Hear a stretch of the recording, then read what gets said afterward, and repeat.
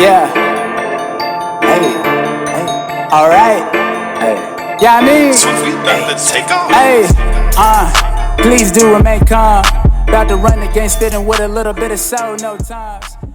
Welcome to the Please Remain Calm podcast. I'm Ben Gonzalez. And I am Daniel Gonzalez. Listen, folks, as always, the opinions expressed here on the Please Remain Calm podcast are our own. They do not reflect the opinions of the Los Angeles City Fire Department or the Los Angeles County Department of Health Services.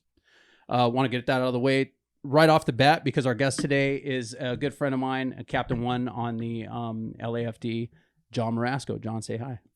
How you guys doing? Good, Great. good. Thanks for coming, man. So, you know, there's a lot of turmoil going on in the fire department right now, right? With all the stuff going on. We've talked about it on the show in the past, three different times on the show, the vaccine mandates, right? And everybody's up in arms about it. No matter where you fall on the spectrum of that thing, you know, it is what it is and it's happening. And some people are deciding that they want to, you know, not get vaccinated and all that stuff and are deciding to leave. And it's created this like situation where there's a lot of people leaving the fire department. I mean, shoot, man, not even just like leaving the LAFD, like leaving the fire service in general. You know what I mean? Yeah. Or like going out of state to different states because they don't want to be here in California because of vaccine mandates and shit like that. Mm-hmm. So there's this like kind of like funky, you always get these like exoduses of people when people retire and I was shit gonna like say, that. yeah, it's usually like cyclical though, right? Like there's like every 20 years or so, there'll be just like a big chunk of guys that leave because they all came on together. Yeah, right? exactly. So that's kind of like happening. That was like already kind of happening. And then this happened with all the vaccine shit. So there's like massive amounts of vacancies across the board at not only LAFD, but different fire departments across the state and really across the country. There's a lot of like, just like turmoil and a lot of like stuff that's just kind of been thrown up in the air with the vaccine mandates and stuff like that. And everything's just kind of settling down.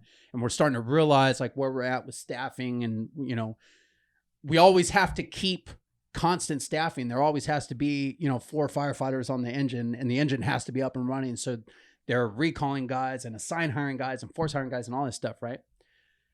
For all that to come and kind of like get settled down, we have to hire. Mm-hmm. We have to hire more people. It's as simple as that. Means it's opportunity time for a lot of our listeners. A big opportunity for a lot of people that are out there who see the fire department as their future, who have been working toward it for however long.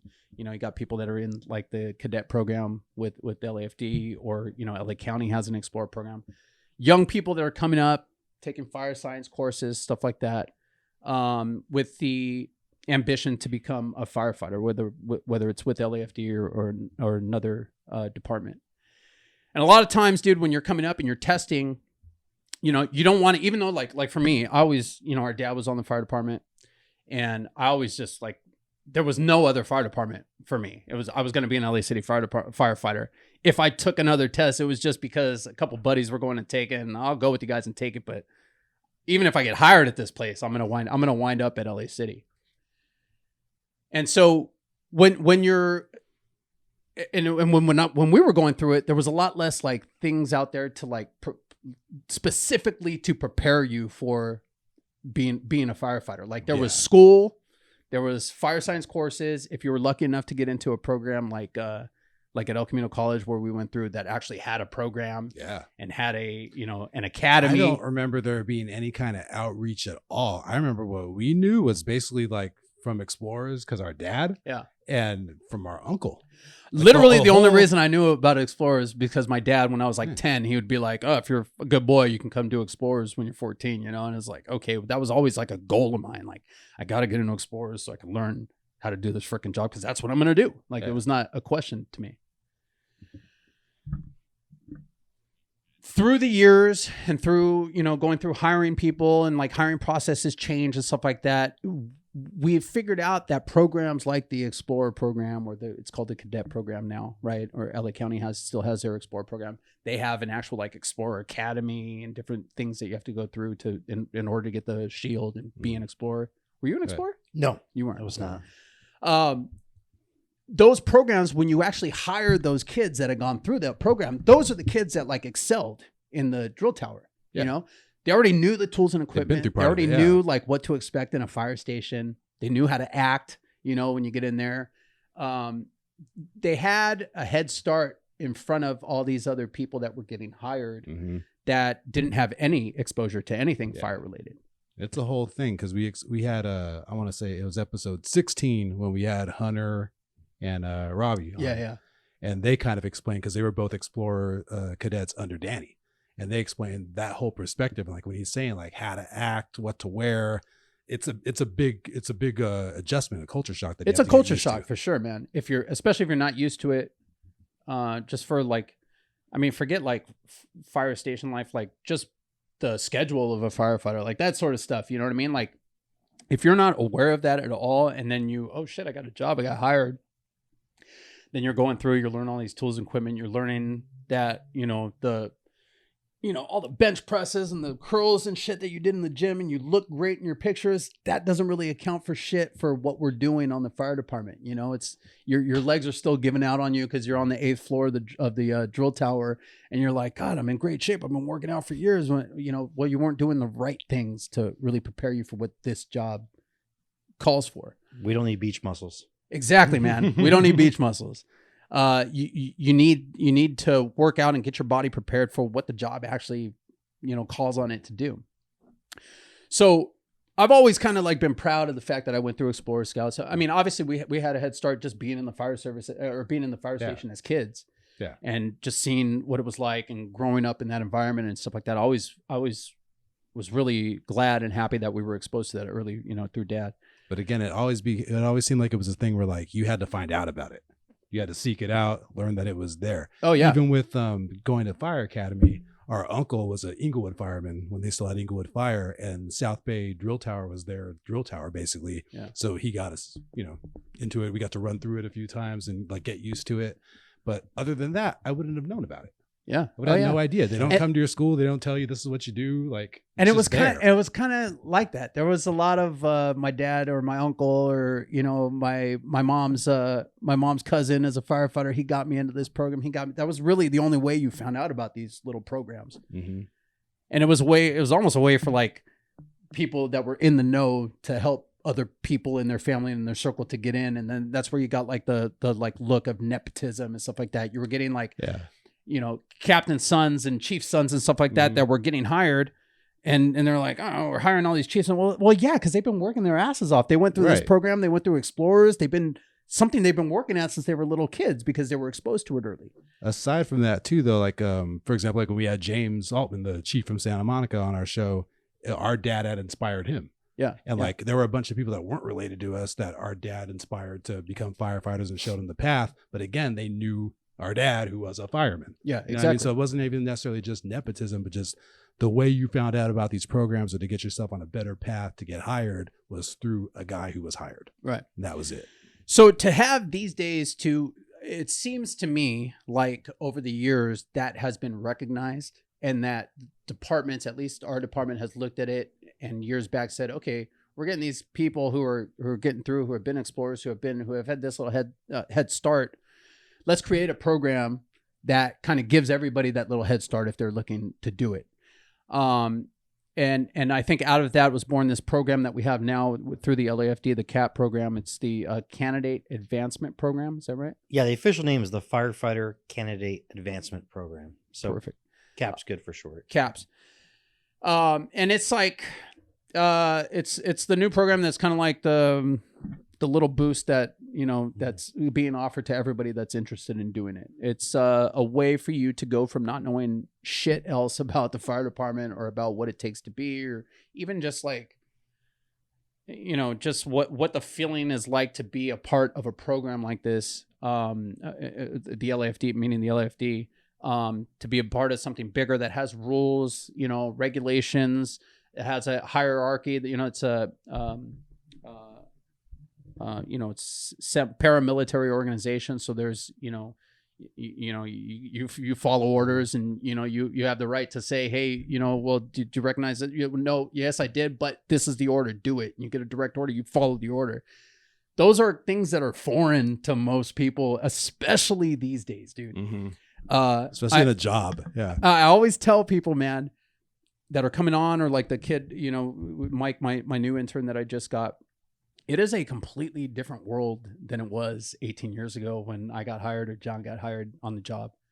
The people that we're hiring now, it's almost like, and I almost like liken it to like my dad always talked about like almost going to Vietnam, and he was about to get drafted, so he went to go volunteer, and then they ended the draft, and it was like this whole talk about like military culture. It feels like this is like the first time in like our history where military like culture isn't kind of like ingrained into people as they're coming up. Like my dad growing up, Vietnam was going on. It was like, it was always in the background that like you could potentially be a fucking military guy. And it was like this war going on. It was like all of a sudden before that, World War II, and grandpa was, in the Navy and stuff like that. It always felt like there was this like air of like military in the background. But the irony is all these guys play Call of Duty. That's true. That's true. Yeah, well, the LA City is supposed to be, what I was told when I was trying to get on was this was the Marine Corps of the fire department. Yeah. The ones that follows the rank structure of the strictest and has all the rules and really it felt like that for the most part. You know what I mean? When we were getting hired and going through, it felt like that. When you came out to do probation and you were first house work, it felt like that. It felt like everybody was like a drill master, and you were just like, holy shit, man, I'm just trying not to get my ass chewed. I'm just trying not to screw up, and just, that's what it felt like constantly. I remember that feeling like as an intern. Feels like that power dynamic is a lot different now. It's less frightening now. Is that what you're saying? No, I think people just don't. People are trained and have grown up to not take shit from anybody. So the people that are coming in are different. The department has had to adjust the new people that are coming in. I think so, yeah. Well, a little bit. I mean, I was definitely agree with that statement. I was a drill tower captain, before where I'm at now, and definitely a change. Yeah. But the people that come through, but that could be said, I guess, before us, like 40 years before we exactly. They were probably like, there's cultural changes. They looked at us. I mean, if we were to go back to our drill tower captains, they'd be like, these guys don't know what's going on, and look at them. They don't care, and they're all those things. But definitely I see it is, obviously the way they were brought up, right? Yeah. Through social media, through the expectations. Yes. And I don't want to say that everybody gets a trophy, but I was probably the first person telling them that they were doing a terrible job in their life. It's very true though. But my job, it's the academy, is to break you up and build you down. I have to make you into the LA City firefighter mold. That's my job. No matter what you came from, if you're a barista or if you were an FSA for the county, we're going to make you into an LA City firefighter, not an FSA for LA County and not a barista for Starbucks. And it's no fault. It's no fault of their own. It's just the way culture and everything has changed to where like the boys started baseball again, right? Had an 11-year-old and 9-year-old. Baseball is like completely different. It used to be you were in T-ball, 6, 7 years old, you're in T-ball. And then you went to the minors and it was like, oh shit, this ball is twice as heavy. It's hard as a rock. Okay, I better catch this or it's going to hit me in the face, right? And you played minors and it sucked and you were scared and the ball felt super heavy. But, after half a season, you were like, cool. And you played a couple years and then you were in the minors, in the majors. There was 4 divisions, Now they've got, T-ball and they've got, farm and they've got 5 pitch and they've got all these. There's like 3 extra levels to get to the minors. Ease you into everything, right? And I feel like that, like culture, I feel like I felt that in like the new people that have come up, just like the change in culture and the way things are done, just in general across the board. Then you match that up with the way we changed our hiring, whatever, a decade ago or whatever. It used to be, everybody took a written, everybody got an oral interview, and then you advanced based on your oral interview score. So everybody that advanced had hundreds on their oral interview. And we talked last episode about, how my first test, I got a 90 and I wanted to dine off that list because you just didn't get hired if you didn't have 100, And that's changed? Well, they changed it because it used to be everybody got an interview. Now you pass and everybody's put on a list and they take like a chunk of that list and put them through interviews and put them through that. So you might get, it's the luck of the draw what you get in that group that you put through. You might put them through interviews and half, 2/3 of them get hundreds and a third of them get 95 or 90. And it's random placement based on passing the test. Well, there's a lot of things involved with that, man. There's demographics that have to be met now. You know what I mean? The class has to be a certain percentage female, a certain percentage this, a certain percentage that. And so they pick a big group based on those demographics and put them through. Well, now you're stuck with this. Now you've stuck paying the money to put these people through and put them through. And so you're making this list work with the demographics that you've been required to do by the city. You know what I mean? And so it's just a different way of hiring. So you're getting, and also the way that we like advertise the job and stuff like that. It's a lot more geared toward other. It used to be geared toward like trade people and like carpenters and plumbers and shit like that. And it was like, hey, this is the fire department. Now it's because we have these demographics and stuff like that. It's being geared toward, and it's not that it's a bad thing. It's there's advertisement for it geared toward females and to minorities and all that stuff, which is great. And everything says what the salary is, right? So where you would normally have people who seeked out the explorers, seeked out things to prepare themselves for the job. Now you're seeing a advertisement for the job with a $6-figure dollar amount. And you're going, oh shit, firefighter, I can do that. I just have to have a high school diploma. Money. I'm gonna apply. You apply. You got a few years of college. You know how to speak. You don't know what you're getting into. Get hired. You've never had any exposure to anything having to do with the fire department. These are the people you're getting now. Yeah, obviously mixed in with people who have had experience and have had, you know what I mean? So I think therein lies where a program like CAP comes in handy for these people that, have looked and applied just because they saw a flyer and the dollar amount's right. And in this world we're living in where, jobs are hard to come by, high paying jobs are hard to come by. Hey, I'm physically fit. I've got a degree. Let me try out this fire department thing. See, but John can answer this too, though.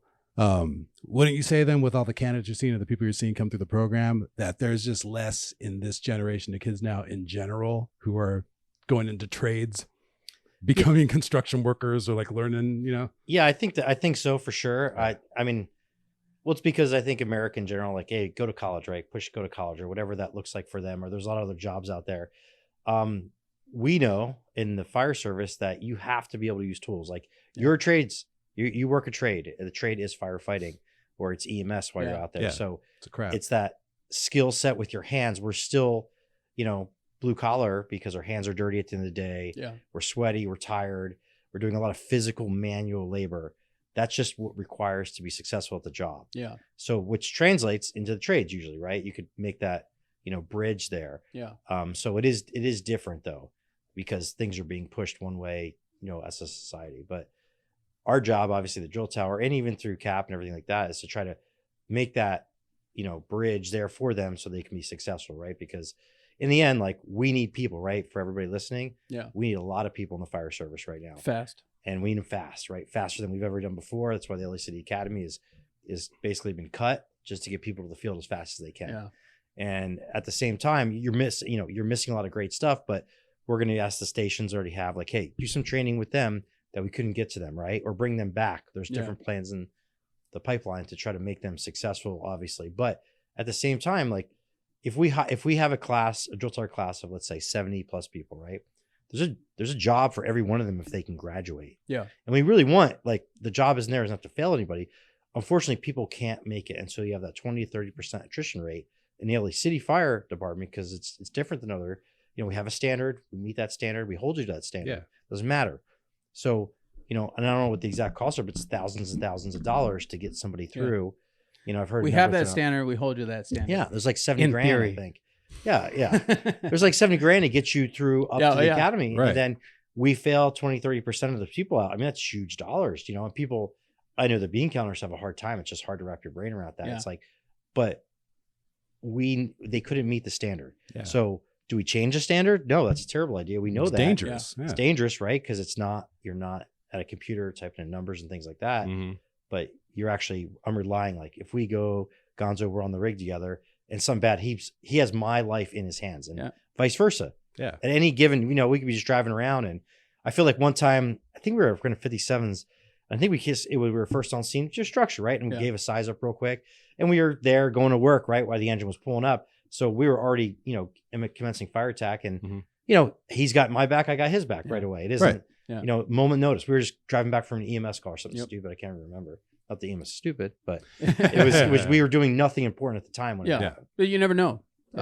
Exactly. Before we get into caps, because that's kind of like the whole point of the episode today is just talk about the CAP program and what it entails, and a couple little stories about physical fitness and how utterly important your physical fitness is to this career. Okay, if you take anything from this episode, it's going to be that you being physically fit and physically prepared for this career, if it is a career that you're looking to go into, is of utmost importance, along with all the other shit that is of utmost importance. Your physical fitness and the ability for you to physically do this job, it's up there, man, in the top 3 things that you need to have prepared for this job.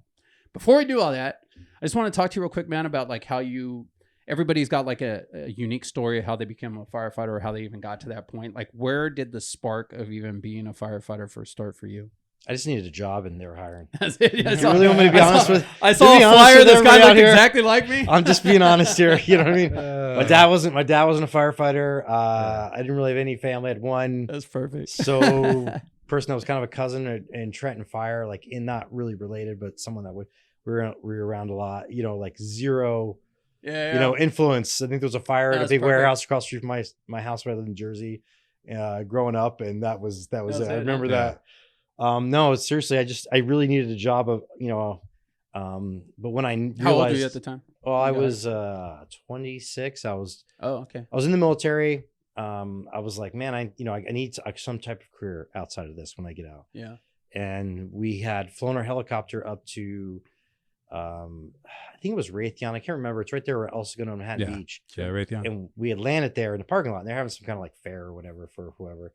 And there was a fire engine down there, and it was like El Segundo Fire. And and I was like and I still had like a couple years left, and I'm like, man, what am I going to do? I'm like, I think I'm going to get out. I'm not sure what my life looks like. There isn't any kind of transition for what I do in the military, the civilian workforce whatsoever. So I was like, hey, let me go walk over to this guy. So I walked over and after about 10 minutes talking to him, I'm like, oh man, this is it. This is it, man. Yeah. Really, what it came down to, he's like, hey, we can work 10 days a month. I mean, I'm being super honest. I was like, that's serious. I'm like, you what? 10 days a month? I'm like, I've been deployed twice. I'm never at home. Yeah. I have no idea what, all I know is this nonstop of working 6-7 days a week, making the same flat pay. And I love my job. I love being in the military. It was amazing, but long term, it's very difficult. Yeah, it gets old. Yeah. And then, like my friends that stayed in, trying to have a family and all those things, they're never home. They're deployed all the time. I think that all the time, dude. I don't know how military guys do it, man. Yeah. And I love being home with my kids. They do it with no money, not making any money. So God bless them. It worked out. I went hard, started doing all the things, started doing station visits, you name it, getting involved. And then like you guys talked earlier, like back then it was like, go drive up to a city hall in Corona and fill out an interest card. Yeah, exactly. You know what I mean? And put this piece of paper and hope they call you, I guess. Put it in the slot. Yeah. And hope. Wait. Yeah. Just hope. Yeah. It's a lot of hope. Yep. So, I just, I went and got my AMT, right? Because that was something we had to definitely have to do still today, obviously. Yeah.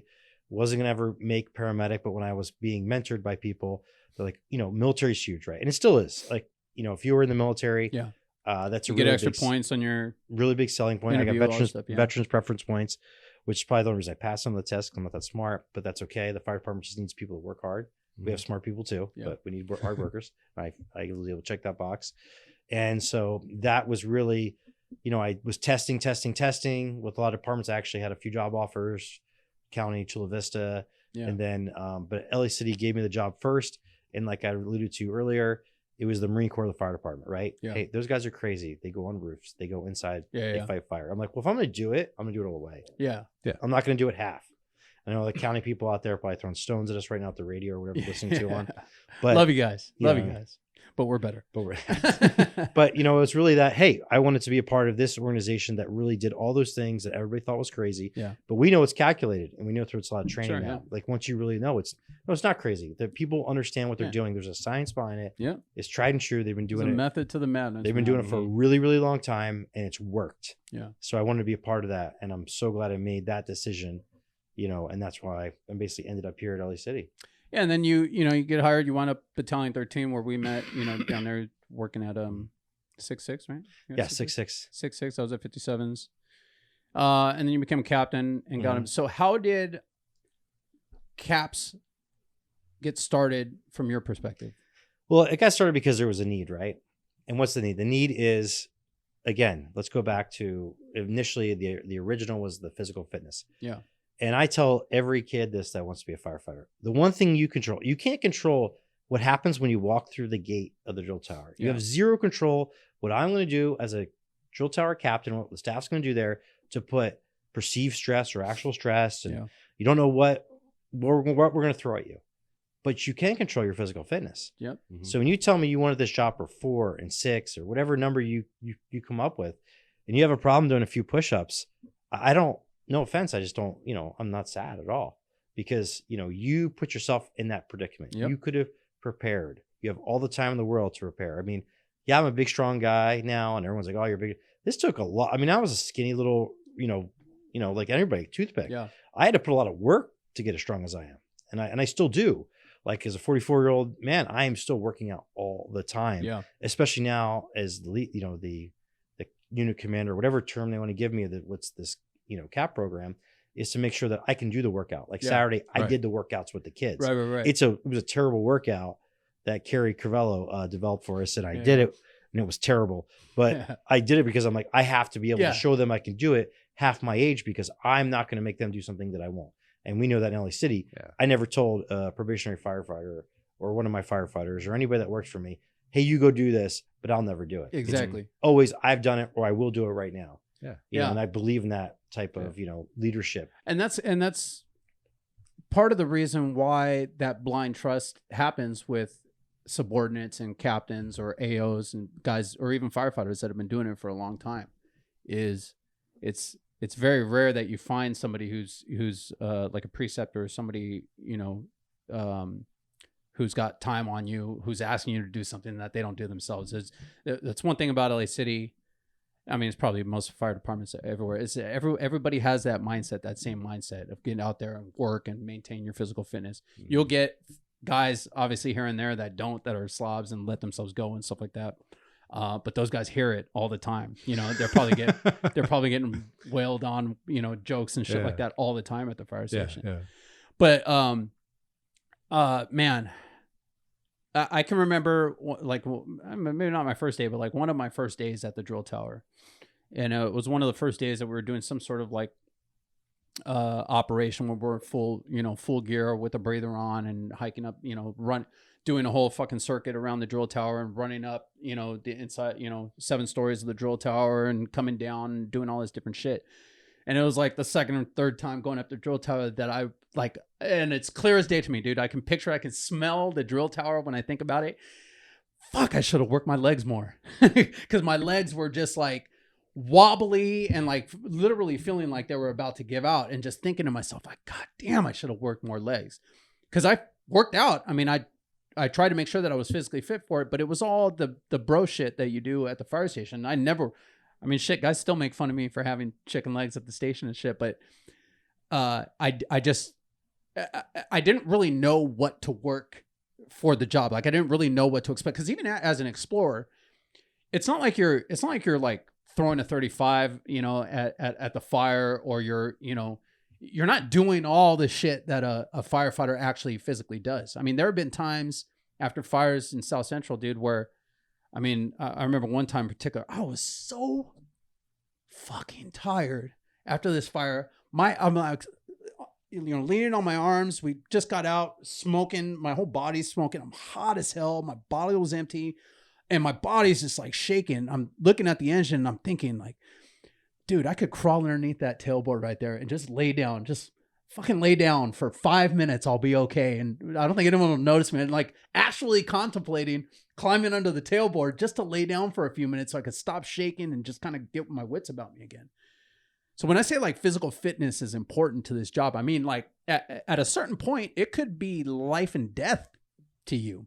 You could be up on a roof working your ass off, pulling ceiling, all this shit, and boom, you fall through the roof, and you're already tired. You already, threw a 35, hiked up to the roof with a chainsaw, holding a chainsaw. You sounded out everywhere for your AO. He's been cutting, you've been pulling these big chunks of roofing material back and all this shit. And that is tiring AF, man. Yeah. Like really tiring Like shit. you can't comprehend the work till you do the work. And then you fall through, and your life depends on you getting your wits about you and activating your pass and doing all the things that you've trained to do if you fall through a roof. Or a high-rise fire, man. You get a high-rise fire, you get reports of a fire or smoke on the 28th floor of this building. Okay, let's get all of our equipment, rotary saw, fucking hose pack, all that stuff. Here we go, let's go. And you hike up those, 26 flights, put everything down, get everything set up. Now you start working. Yeah, and you can't plan for it. It's 1 in the afternoon, right after lunch, or it's 1 in the morning. And you've been in bed for 3 hours. Or you just got back from another fire. Yeah. You just got back from a fucking fire. And you're like, holy smoke, you just took a shower and you're probably like, oh my God, sitting in the TV chair. Whoo, I'm tired. Boop. Another one, just the same. And it is what it is, man. You got to get up and you got to move. So that happens, dude. And it's not like a rare occurrence that it happens. It happens. Over the years, it's going to happen to you quite a bit where you're going to be so fucking tired. You feel like you can't go on and then you're required to go on. That's where being prepared and having something like this that kind of shows you what a little bit of what to expect comes in handy. Well, I think so what we found, right? The traditional beach muscles, let's go back to that, right? Yeah. And I've seen plenty of them come in, you know what I mean? Like I actually heard there's this one up, and not to take it away from guys that work out and like really in shape, but there's this one like power lifter, they says, they goes, why doesn't power lifters have abs? And he says, the abdominal muscle is not a true standard of power. And it just shows me that the athlete just doesn't eat enough. Doesn't eat enough, yeah. So, it was kind of funny, but there's a lot to be said to that. I mean, again, like, yeah, I have plenty of buddies on this job that are true athletes, but what we go into, what we're looking for, and what we found is that the workout that we've kind of adopted is a CrossFit workout. And like I'm CrossFit level 2 instructor. A lot of the instructors at the tower are CrossFit level. A lot of my CAPS people, they're all built. Not that we don't have value in other things, because we do, but we found that the whole CrossFit mantra of being able to do almost anything at any time really works for us, right? Yeah. At any time you have to be ready to go, and you don't know if it's going to be to hike that, all the way up to do that Highrise Fire, or it's just going to be, you have someone, that's overweight and they're fell behind a toilet, and you and one other person or two other have to lift them up and do some kind of deadlift type motion. The awkwardness of it too, man. It's always something awkward, So you really have to have that ability just to kind of flow around and do whatever you need to do. And so we've adopted that. That's what CAPS is. And, it's really half CrossFit gym, half doing the fire skills that are in the drill tower, which is huge. Yeah. Because if you weren't an explorer, you have zero touches on anything, on how in LA City, particularly, we pull hose, we throw ladders, which is very particular. I think the 12-foot extension ladder, right? To give everybody, as a captain, there's like a 3-page grade sheet. Oh, no shit. So and that's how intricate everything is. So I'm sitting there as a captain. I have 3 pages of ways to mark you down till you're not passing. Yeah. And you start with 100, but the fail rate or the attrition rate, whatever you want to use, it's real. On a ladder, on a ladder, yeah. I get it, but it's the bread and butter. It's not our bread and butter, 100%. But what is it? It's attention to detail, sure, setting the standard. It's all those little things like that sets us apart from other fire departments. Like, all day long, people could say, well, when do you use that on the fireground? You're like, you're right. Yeah. Don't actually. But when we do, you need to be 100% all the time. And those other bigger ladders that you're going to get to later, the grade sheets tend to be a little bit smaller sometimes. They're heavier, but you've mastered those other ones. Yeah. Now you're going to bring it up to that level and show us that you can do it on a fireground type ladder where it's heavier, and you might get a little bit more leeway on how you do things because they're heavier. But the only way you're going to be successful at ladder is to truly do it exactly how we taught you to do it. Sure, yeah. And doing all the ones up to that point, get you prepared for that. Kind of take us through, like if I'm a candidate and I've already put in my application and I decide I want to go through the CAPS program. Kind of take us through the beginning to the end of what CAPS is and what it's all about. What would kid expect if he signed up for it? Sure, that'd be great. Thank you, because I really want to get this out to everybody so they understand it. But first off, before you even do that, start coming to us. If you're 18 and you're on this way to becoming an LA City person, before you've even got an interest card in or anything like that, the interest card's the other long. But like if you're going to county and you don't want nothing to do with LA City, don't come to me. I got no time for you. Now, see, going right out your county again. But really, we're 18, right? So you're going to get there. We just You're going to show up. I ask you to cover your tattoos, right? Because we got to cover our tattoos when we're out there in public. It's a policy, right? Hey, I want you to shave, right? Because you're going to have to shave, right? You want to keep your mustache? That sounds great. But I want you to look like, if you really want to be this job, you need to emulate what you want it. Because if the best way to become it is to emulate it, right? Yeah. I ask you to wear blue, right? You know, any kind of PT gear you want, wear blue, right? Because firefighters wear blue, proud of it, right? Yep. So you show up. We do have shirts, right, that people can buy to wear or not wear. Some people buy them because they want to be, again, part of it. You know, we're not there to make money. We're just like, hey, we have a firefighter candidate program t-shirts. We can sell you. Sure. You can wear them. When you get there, we're going to first thing you do is have you sign in on we have an app we're using now. We just changed to Wallify. It's a CrossFit app, but it has our waiver in there. So you're going to go on, you do a login, right? Once you initiate that login, you have access to all the workouts, even when you're at home. So if you can't make it on certain nights, you know what we're doing on the workout. Because remember, I have a strength and fitness coach, Sean Higgs. He's the athletic trainer for the LAFD. Okay. He's a really smart guy. He was a strength and fitness coach prior, so he's brought that to us now, and he builds the strength part of my workout. Then I work with other, I'll call them CrossFit studs like Kerry Cavello, Steve Murata, myself, and other people where they'll help build the WODs, the workout of the day, right? So we're putting this together. We're trying to make you stronger. That's the goal. So for example, Monday, I'm working tonight. We're doing leg day. Tuesday's not leg day again.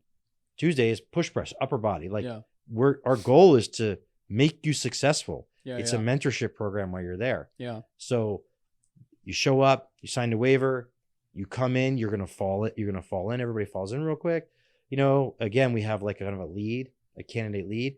They get everybody in line, they stand on the expansion joints, right? Show them attention. We're not super hardcore. We're that bridge. Sure. Yeah. And then we say the Pledge of Allegiance real quick. Touch. Yeah. Yeah. Just say the Pledge of Allegiance. And then, we'll go over any opening words. Okay. So we usually start out with the fire skill first. So for example, we just finished up the 20-foot extension ladder. So now a lot of the people that are working there are people that work at the drill tower. These are the people that grade you. They're the captains, they're the peers there. Sure, yeah. I mean, we have other people from the department that want to work in, they're really into physical fitness. So they're there and they know the ladder like the back of their hand. They're teaching you the ladder that could fail you out of the drill tower right there. Yeah. Without the stress of failing. Exactly, because yeah. it's more of a mentorship. Yeah. We're take it down a notch, right? So we're there, we're trying to help you. We're like, okay, you're having problems right now. Let's figure this out. And then, like, for example, when you're in the drill tower, you're competing to throw a ladder with 70 other people, right? Yeah. There's only so many captains to go around to help you. Okay, a little bit different of a scenario on the stress level. Sure. And then you have to, you only have so many hours before the test happens because everything's allotted in hours, right? You get so much time to practice and then there's a test, right? It's like anything we do in life. Yeah. Here, I taught the 20X for a whole month straight. It was caps is 4 days a week. So you could have potentially came 4 days a week for 4 weeks to touch on it. Now, sure. If you don't think the kids that are coming can't throw that 20X amazing, you're crazy. Yeah. You should see them. Like we just finished it. We're going to start lay the line, the 4-way valve tonight. But we just literally, they were throwing it and, I have the other captain standing back. I'm like, oh yeah, that was an 80. That was a 90. Yeah. You know what I mean? Because they've been coming religiously and they've got it dialed in. And we know, and we've seen it firsthand through the stats and everything, how if they show up to cats and not 3-4 times, because we know all those numbers, we got everything tracked. Yeah.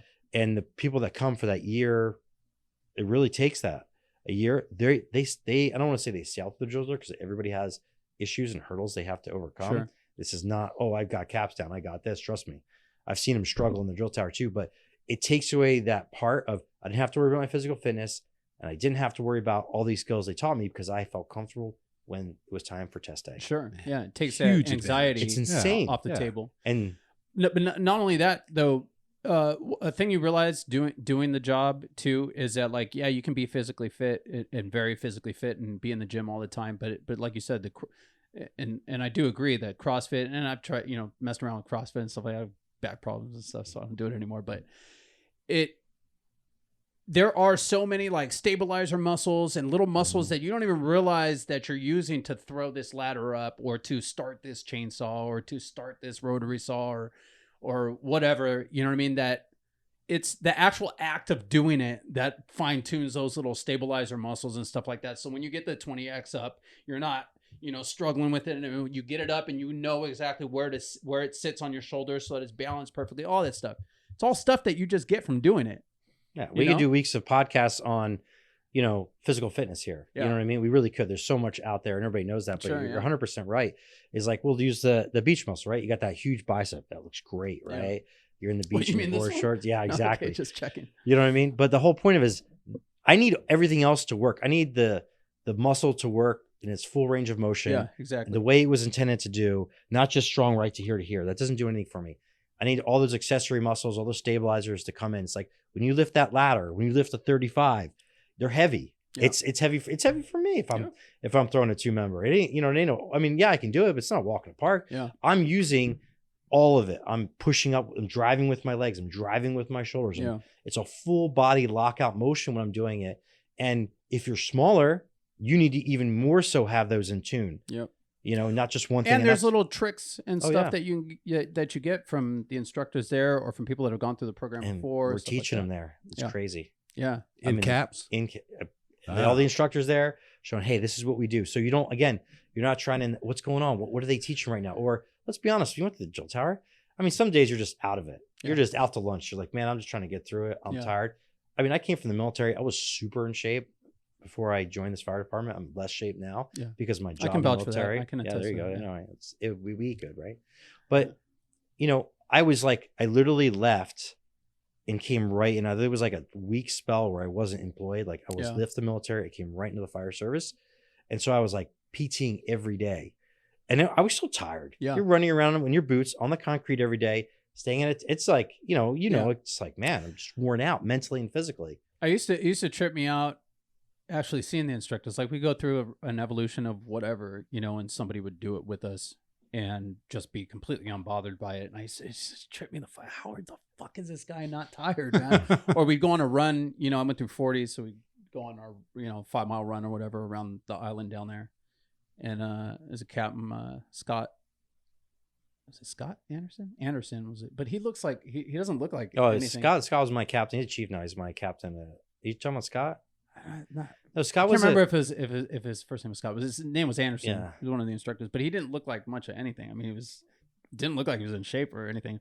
But he'd take us out for the runs, man. He's in front of everybody, just coasting like the wind, running. And I used to trip out like we're back there singing, I don't know, but I've been told. I'm just like trying to get the words out, and breathe at the same time. I'm just thinking to myself, how the fuck is this guy just like the wind, Yeah. But it's funny, man. Like you get, even to this day, we got rookies coming out in the field now, and you go out and you we don't always train like we do when we have a rookie. Obviously, we'll take a rookie out and dump the truck and walk all these roofs and do all this stuff. But you get out and do these things that maybe you haven't done in a little while, and it's all muscle memory. Getting the 35 up 2, man. I've been on the rescue for 10 years now. I hardly ever do that, but when we go to drill or if we do have a big fire, that's my partner's job. Will go grab a fucking ladder and throw it, So when we go to do it, it's like I haven't done it in a while, but man, it's like all those little muscle memories come back like nothing, and it all starts in a program like CAPS. Yeah, I mean it's there for you. That's why I hate to say it like that and be a broken record, but I say a lot. But like right now we're about to start a class. Yeah, and the lead candidate, I'm like, hey, where are the rest of your class at? And they're like, oh, they were too busy, and I'm just like, man, you guys are taking a lot for chance, because, I would have died for this program because I wasn't an explorer. I didn't have any of this.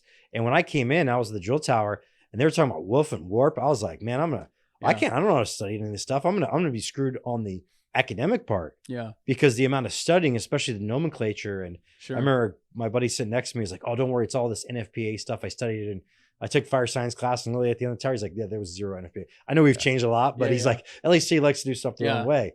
And he's like, but it's really there. Like, we're going to give you such an edge on everybody. Not that you're not in competition with anybody at the drill tower. Yeah. Literally 70 people start, whatever the number is. We have 70 jobs waiting and we want you to pass. Yeah.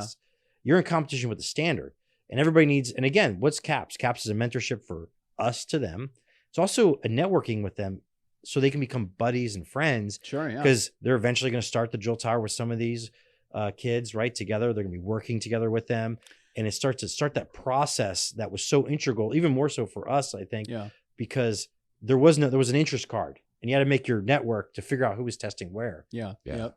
I'm glad you brought that up, man, because that's so important too. And a lot of the younger people that listen to the show know this already because they're in the middle of it. But as you're coming up through all these things, testing with different departments, going through EMT school, going through paramedic school, maybe, you know, a CAPS program, different things like that that people offer, you do see the same people in those things, you know, the same kind of like-minded people. It's important to create and nurture those relationships that you get with people like that, because just like we talked about in a previous or last episode, you know, I went through paramedic school at Mount Sac before Ben did, and when it's coming out, all the information that I got, the shit that I stumbled on, the shit that I fucked up, you know, I fed that to my brother going into his paramedic school, the next class after me. And it's the same thing that happens in these types of things with the fire department. You know, you get a kid that's in CAPS, you know, and he meets a kid at, you know, in EMT school that maybe, you know, is just starting out. Hey dude, you should come over, and, you know, and you're chatting in EMT class about it or whatever. Hey, I got this CAPS program. Oh, cool, man. You come over to CAPS and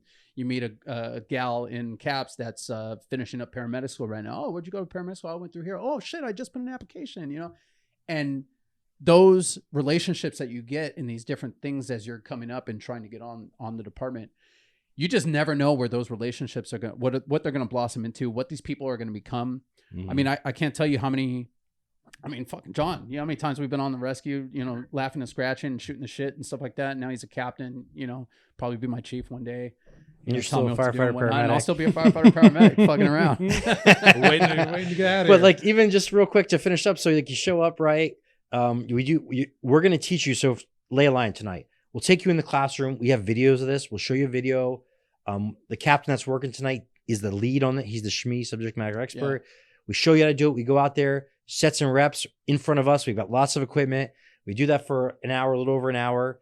And then we go into the workout, right? We warm you up. We have a CrossFit workout, give you a great workout.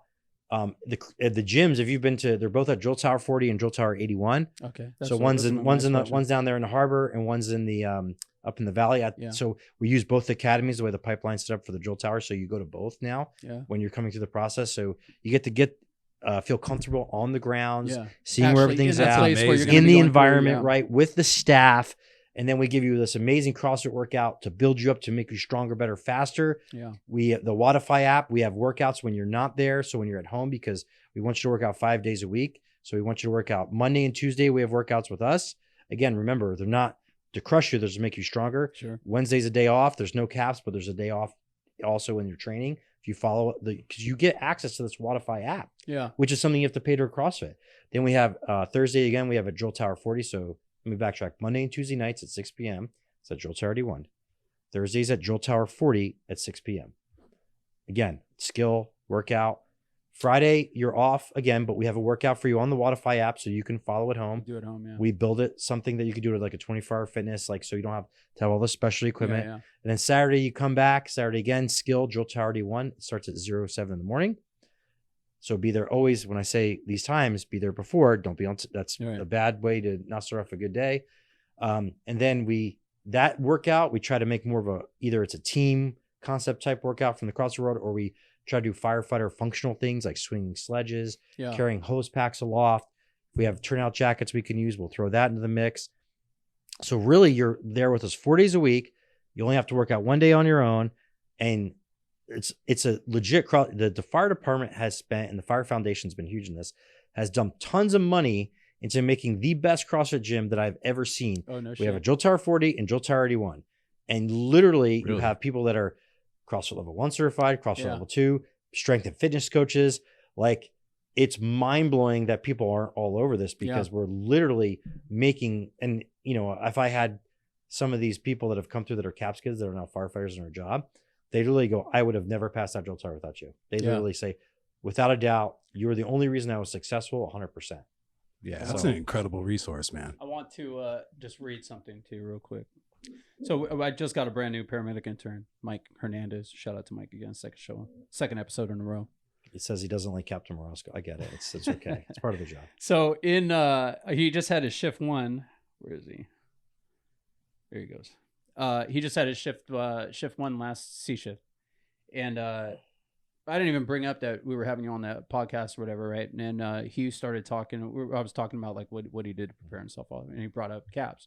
And so yesterday I just texted him. I said, "Hey, Mike, I'm doing a podcast, about caps. What was your experience going through it? Or do you have any thoughts on it?" And this is what he wrote back to me. And this is a kid that's going through it. He's just had he's starting his background investigation right now, but he's in paramedic school. He's my intern. Is he coming to me right now? Is he going through cap? He's been going. Okay, gotcha. Cool. Mike Hernandez is his name. Michael Hernandez. CAPS is an outstanding opportunity and help. It gets you oriented to how the drill tower operates, acquaints you to the atmosphere of the fire department, and outlines what you can expect and what is expected of you.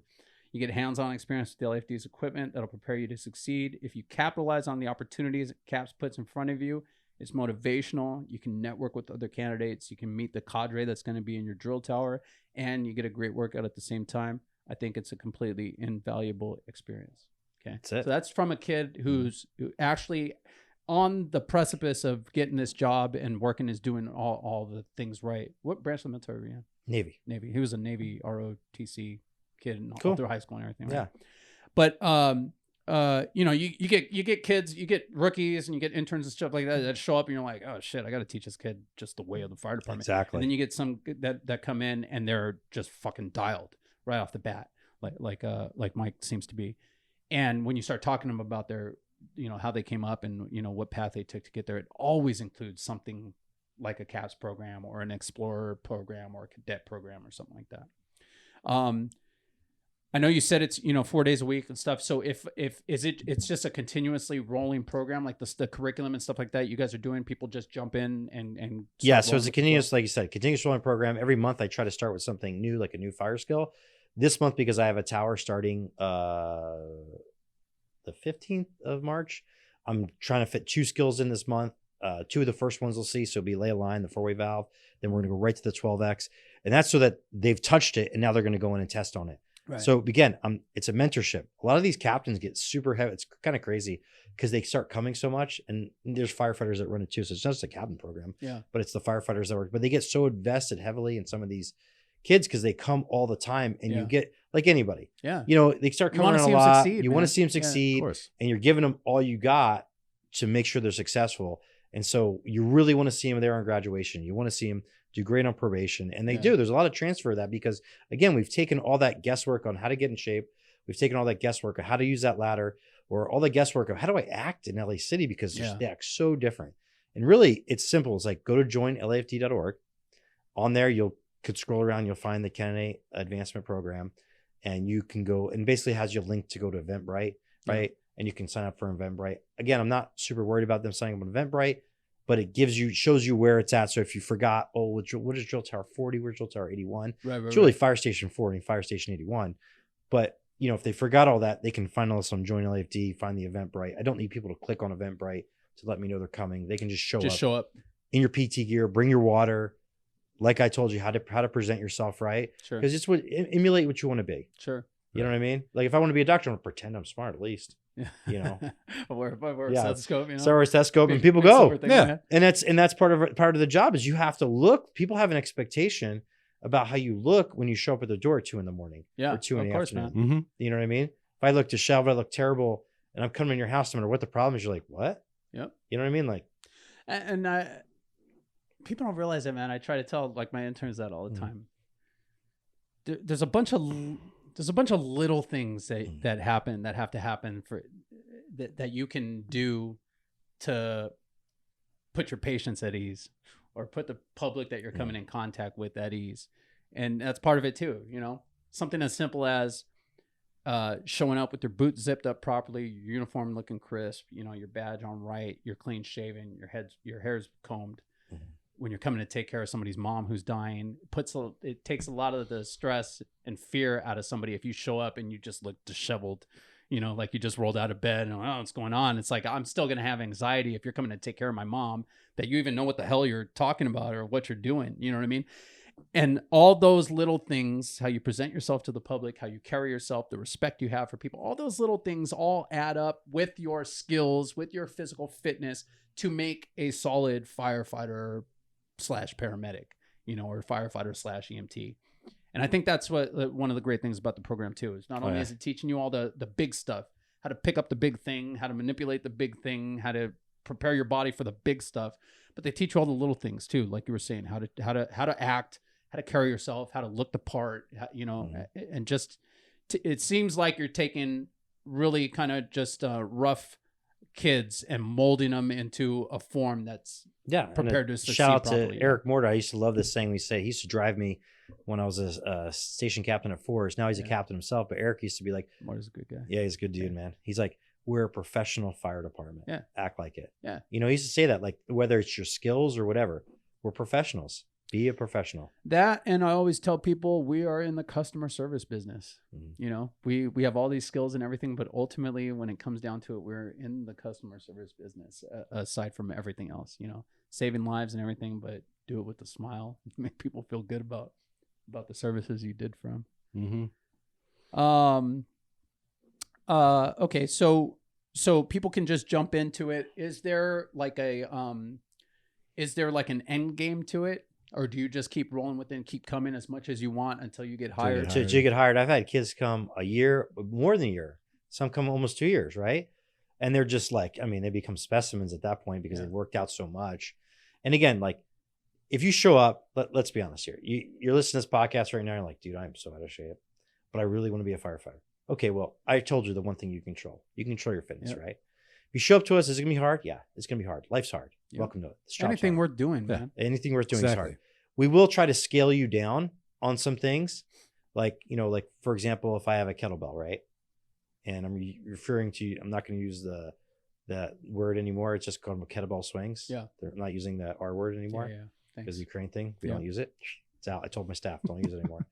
So R word's terrible. But anyway, we use 53s. Well, I was like, hey, if you're new, go find your strength. Go grab a 35. Go grab a weight that works for you. Sure, yeah. Realize that in the drill tower, we do not scale down. The ladder weighs a certain weight.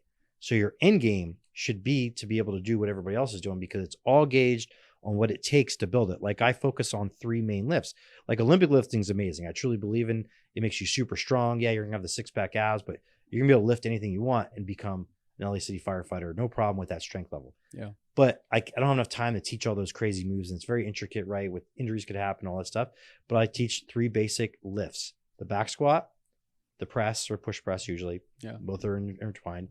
And then I do the deadlift because those directly correlate to the job of an LAFD firefighter. Sure, without a doubt, those lifts. And really, if you put all those lifts together, it's an Olympic lift. Yeah. You're doing a snatch, you're doing a a clean and jerk, you're doing all those things, but those are technical. That's what I need you to do. But I'll just do these 3 and I'll put a bunch of other accessories type workout in, and I'll get you strong to lift those ladders to make you successful and to build you up. So if you're that person right now listening, you go, oh, I could do like 4 push-ups. Okay, you got a lot of work to do. Yeah. It ain't gonna be pretty. You got about a year, maybe more. Start coming. We're there to get you ready. And I think that's an interesting point too, man. And an important point is that, just like we said, nothing worth doing in this life is easy, right? And I've said it multiple times on here. Everything that you want in life is on the other side of fear. Everything that you don't know and that you're not used to is scary, man. And you can apply that to, forget the fire department, anything in life, dude. Mm-hmm. Like a new job or whatever, man. Anything you're starting from scratch, it's scary. And especially with the fire department, there are a lot of those scary moments as you go up through the ranks too. You know, whether it's firefighter or paramedic, all this stuff. We just had a paramedic school episode where we talked about my first call as a paramedic, right? Fear. There's scary things all along the way, man, probably until the day you die. It's all about pushing past that fear. You got to put yourself out there. Got to put yourself out there, push past the fear, and see what's on the other side. Prepare yourself. And sometimes you stumble, man. You push past it and you realize, oh, fuck, I wasn't ready for that. And you get knocked down. It's important to get yourself, don't get discouraged. And that's kind of where CAPS comes in, man. You get knocked down a little bit. Okay, cool. You got a bunch of instructors and other people that are in the program to help get you up. Hey, man, it happens. Let's go. Get up. Do it again. Try it again. And that preparation is key. Like I tell people all the time, it's to prepare yourself. You know, people don't, there's like some famous quote out there. People don't plan to fail. They fail to plan. Yeah, true. Very true. And that's it. Like, okay, so here's your plan. Your plan is to, go and explore. Okay. Go to EMT, go to paramedic school, go to fire science classes, come to the firefighter candidate program, right? Come to all these things. That's how you're successful. Like literally, we're giving everybody a recipe on how to get the job. And when you don't think you don't go to your interview and they ask you, what have you done? And what do you know? And you start naming all these things that you're not going to get the 100, you're crazy. Yep. Right. Okay. Yep. Because that's what they're looking for. They're really these people on the other side of this board, whether it's LA City or, our other little brothers, LA County, but they're really looking at that saying, hey, what have you done to get to here? Is it just like, nah, hey, I signed up, it looked good, right? Yeah. It looked like, hey, you guys make good money, right? You got 10 days off, right? You need a job, right? I did not Yeah. say that in my interview. I promise you. Okay. I was thinking it, but didn't mean I said it. Yeah, man, it's yeah, man, just it seems like a program that if we had it when we were going through, man, we would have jumped at it. Yeah. Just to get I in would have shape. hated it, Yeah, but I would have just- loved just it. to Yeah. get in Yeah. shape. And it's a love-hate thing for sure. And I hate to break it to you if you guys aren't aware of this, but no matter how prepared you are, You how aren't. physically fit you are for the job, when you're going through probation, you are going to hit periods. You're going to hit instances where you feel like you don't know shit. You feel like, damn, I didn't prepare. Fuck, I didn't prepare at all for this, whatever that is. And you're gonna get knocked down a peg or two. I think that's probably one of the unsung benefits of a program like this is getting knocked down a peg or two and realizing, okay, let me get past this. Getting up, dusting yourself off, try again.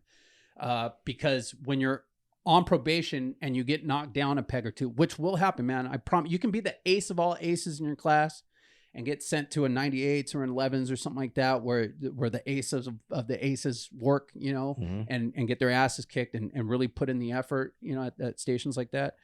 And you're going to get knocked down a peg or two. Even if you did it right, they'll find a way to knock you down a peg or two just so you can feel getting knocked down a peg or two. And that's good for you. It's good for you. That's good for you. Helps you grow, man. Helps It does. you grow.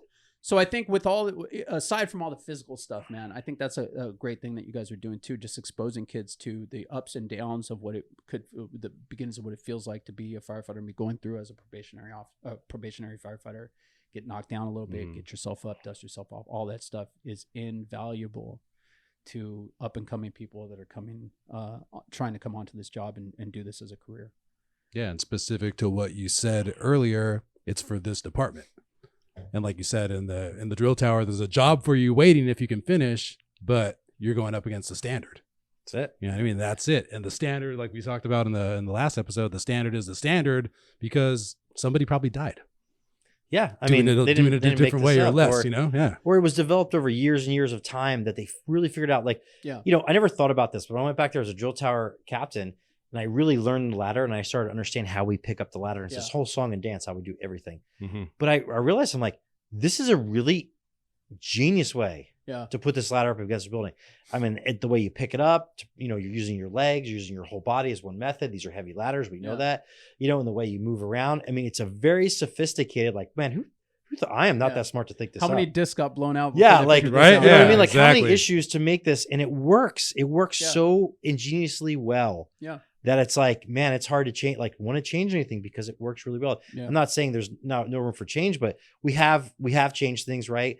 The drill tower is constantly evolving. If you don't think it is, like, it wasn't different between, even we might have been a few classes apart, Gonzo, but literally it changed between me and you. And I realized as drill tower captain, because we want to make it better, we realize the nuts and bolts of it and the base of it is great, but it has to change to be relevant and to make you better. And tools change, right? Like the 4-way valve that I'm teaching, in a year, we're going to have a new one. I don't even know if you know that. It's a whole new one coming out. No, I didn't. Oh. Yeah. And like in service training, trying to figure out how to even make it work. Right. Oh, really? But it's, if you go there, you'll see, and you're like, what is this thing? Yeah. It'll change, but it's better. It's better than what they have. So that's why they're trying to, and I don't think they're even making the old one anymore.